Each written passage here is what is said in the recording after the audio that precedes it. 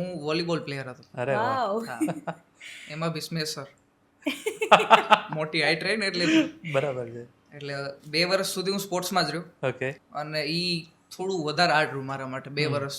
બહુ જ એટલે મહેનતું. કચ્છનો શિયાળો એટલે હા હા, જબરદસ્ત. ભયંકર. અને એમાં એની રેતી ઠંડી. એટલે સવારના 3:30 વાગે અમે ખુલ્લામાં નાતા. ઓહો, ઠંડા પાણી. ઠંડા પાણી. હા હા. એટલે ઈ અમે જોયેલું છે. અને દોડવામાં કોકવાર પાછળ રહી જાય, કોકવાર ઊભા રહી જાય તો લીમડાની લીલી સોટી બી ખાધેલી છે. મહેનત બી કરેલી છે, પડેલા બી છે, વગાડેલું બી છે. ઘણું બધી મહેનત કરી છે. ત્યાં હાલીને 3 કિલોમીટર દરરોજ સ્કૂલે જવાનું, 3 કિલોમીટર રિટર્ન આવવાનું, ત્યાં સ્કૂલમાં ઊભું રહેવાનું, પનિશમેન્ટ ખાવાની, ત્યાં દોડવાનું, ત્યાં મહેનત કરવાની, હોસ્ટેલમાં આવવાનું, સાફ સફાઈ કરવાની, બધું. કારણ કે સ્પોર્ટ્સમેન છે એ મહેનતું જ હોય, કોઈ દી બેઠો ના રહે. બરાબર. હા, એટલે એવી મહેનત કરેલી છે. જબરદસ્ત. પપ્પાને મેં એક દિવસ કોલ કર્યો. મારે ત્યાંથી રિટર્ન ઘરે જવાની 2 મહિનાની વાર હતી. કન્ટિન્યુ એ તો ચાલુ જ રહેવાનું હતું, પણ મારે મગજમાંથી મ્યુઝિક જ એડ થઈ ગયું. દડા નથી ઉછાળવા, મેં કીધું બરાબર છે. આવું કંઈક કરવું. કારણ કે માતાજીની કઈ કૃપા થાય એટલે તમારી મતિ બદલાઈ જાય. ખરાબ હોય તો સારી થઈ જાય. સારી થઈ જાય. એટલે પછી પપ્પાને કીધું, પપ્પા મારે ઘરે આવવું છે ને મારે આ કઈ ધંધા કરવા નથી. અને મેં કીધું ઘરે આવું છું. બાપ હોતા પપ્પા આવી જાઓ. પછી ઘરે આવ્યા ને પછી પપ્પાને વાત કરી. મેં કીધું પપ્પા મારે તમે મને હાર્મોનિયમ લઈ દો. મને કે હાર્મોનિયમ કેમ? કે તબલા વગાડે ને હાર્મોનિયમ તારે શું? રિએક્શન કેવા હતા પપ્પાના? એટલે પપ્પા તો જમવા બેસતા હતા.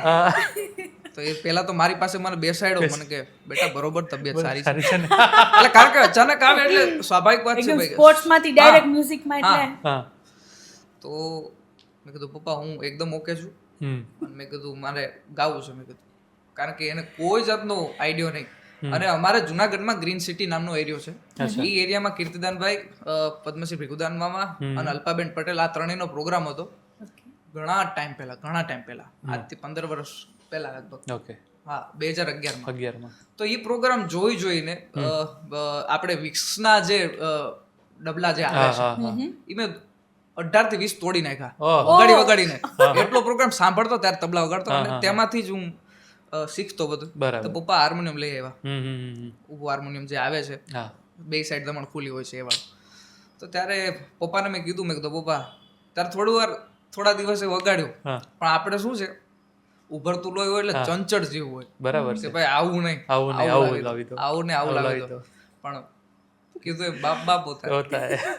5 દિવસ 6 દિવસ ત્યાં પપ્પાને કીધું. મેં કીધું પપ્પા મને સ્કેલ ચેન્જર, આ હાર્મોનિયમ છે સ્કેલ ચેન્જર, ઓલામાં સ્કેલ ચેન્જ ના થાય એને છે. તો પપ્પાએ કીધું આ તો કે ભારે કરી છોકરા, હેરાન કરશે, ડિમાન્ડ મોટી આવે છે, ડિમાન્ડ વધતી જાય છે. તો એમાં એવું હતું, કચ્છમાં હતો ને ત્યારે હું સામેથી સ્ટાઇપેન્ડ મારા આવતું પપ્પાને દઈ દેતો. હવે આમાં આવ્યો તો ઊંધું થઈ ગયું, મારે માગવાનું રહ્યું લાવો. એટલે પછી પપ્પા ફર્સ્ટ ટાઈમ હાર્મોનિયમ લઈ આવ્યા.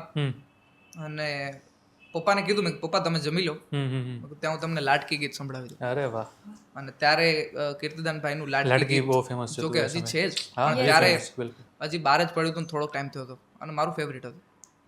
તો ત્યારે પપ્પાને કીધું મેં પપ્પા હું તમને જમી લો ત્યાં સંભળાવી દઉં. એટલે હાર્મોનિયમ વગાડવા સાથે મેં ત્યારે મને કોઈ પણ જાતનો મેં ક્લાસ હજી સુધી નથી કર્યા, ત્યારે બી નહીં. હા, મેં મ્યુઝિક ઇન્ડસ્ટ્રીમાં તમે વર્ક ક્લાસીસ નથી કર્યા, મેં જોયા જ નથી. મેં સાંભળી કીર્તિદાનભાઈના જે મેં કીધું ને પ્રોગ્રામ ગ્રીન સિટીનો, એ સાંભળીને હું ઇન્સ્પાયર થઈને ઘણું બધું એમાંથી શીખ્યો. જબરદસ્ત. હા, તો એ બહુ જબરદસ્ત કહેવાય. હાર્મોનિયમ શીખવું, ગાવું બધું કુદરતી વગર ક્લાસે કૃપા, ઓનલી કૃપા. એટલે પછી વગાડ્યું. પછી પપ્પાએ મને કીધું, પપ્પાએ મનનો મન વિચાર્યું કે ભાઈ આમાં દાલ મેં કુછ કાલા તો પછી પપ્પાએ થોડી મહેનત કરી. અને પપ્પાની મહેનત બાપની મહેનત નો એવું ના બને. બરાબર. બાપની મહેનત હોય જ. દીકરો સારા માર્ગે જતો હોય એમાં બાપની મહેનત ન હોય એવું કોઈ શક્ય જ નથી. અને એમના વગર આપણે કઈ કરી પણ ના શકીએ. આપણું ગજુ બી નથી.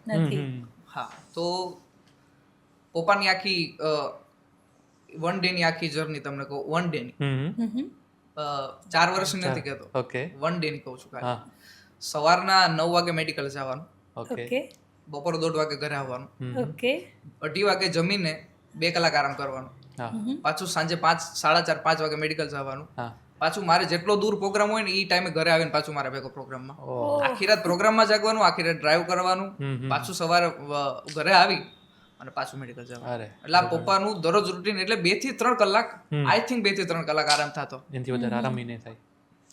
પર મંથ અમે 30 જગ્યાએ પ્રોગ્રામ હોય ને આજુબાજુ 100 કિલોમીટરમાં 80 કિલોમીટરમાં 150 કિલોમીટરમાં તો અમે ગાડી લઈને જતા ઓનલી સાંભળવા. મારા પપ્પાએ મને 4 વર્ષ સુધી સ્ટેજ ઉપર ચડવા જ નથી દીધું. ઓનલી લિસનિંગ કે ભાઈ શું થાય છે, કલાકાર શું ગાય છે, પબ્લિક નો શું રિસ્પોન્સ છે, ઉપર શું હાલે છે, આ શું છે, બધું મને ખાલી એક્સપિરિયન્સ કરાવ્યો છે. જબરદસ્ત કે ભાઈ આ શું થાય છે બધું તું જો. અને ઓબ્ઝર્વેશન પાવર એમનો સરસ હોય એટલે આપણને ડબલ કારણ કે એ પોતે શ્રોતા હતા, પોતે સાહિત્ય થોડું થોડું કરતા, એને શોખ હતો અને એનો શોખ એ હતો કે હું ઈ પોતે હાર્મોનિયમ વગાડી શકે. એટલે આઈ થિંક મને એવું છે કે આઈ માય પપ્પાને નો શીખવાડી દીધું, પણ ડાયરેક્ટ મને પપ્પાનું જે ઈચ્છા હતી, પપ્પાનું જે ડ્રીમ હતું કે હું હાર્મોનિયમ વગાડું, બરાબર ઈ મને આઈ થિંક આવ્યું. એટલે પપ્પાએ 4 વર્ષ સુધી તો સંભળાવ્યું છે બધું કે ભાઈ તું જો શું થાય છે. 4 વર્ષ પછી પ્રોગ્રામ શરૂ કર્યા.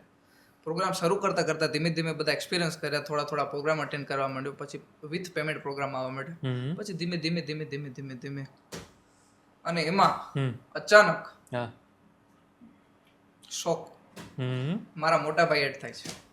વાવ. એટલે પપ્પાને રિટાયર તો કરવા પડે ને, કારણ કે રાત દિવસ મહેનત પછી બાપને ના કરાવે. બરાબર. એટલે પપ્પાને મેં જ્યારથી હું પપ્પાના આશીર્વાદથી, મા બાપના આશીર્વાદથી જ્યારથી હું કમાતો થઈ ગયો, પછી પપ્પાને કીધું મેં પપ્પા હવે તમે આરામ કરો હવે.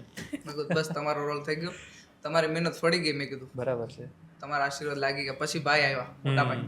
અરે વાહ, શ્રી હિરદાન ગઢવી. વાહ ભાઈ વાહ. સ્ટુડિયોમાં આપણી સાથે જ છે ત્યારે. ક્યાં હારે નથી, ક્યાં હારે નથી. બરાબર. તો પછી બધું અત્યારે હાલ મેનેજમેન્ટ બધું A to Z ભાઈ પાસે જ હોય છે.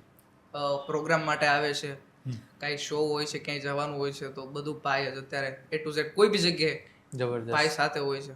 અને અમારા ભાઈને બંને ભાઈઓનું બોન્ડિંગ બી એવું છે. જબરદસ્ત. તો તું કોઈ નજરે ના લાગે. લાગે એમ નથી. લાગે એમ નથી.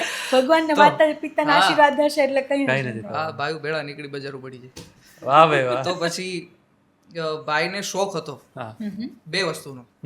એક તો ડ્રાઇવિંગ, એને બહુ જ ગમે, બહુ જ. સોનામાં સુહાગન. હા. અને પ્લસ વિડીયો શૂટિંગ ને ફોટો શૂટિંગ અને બહુ જ પ્રિય.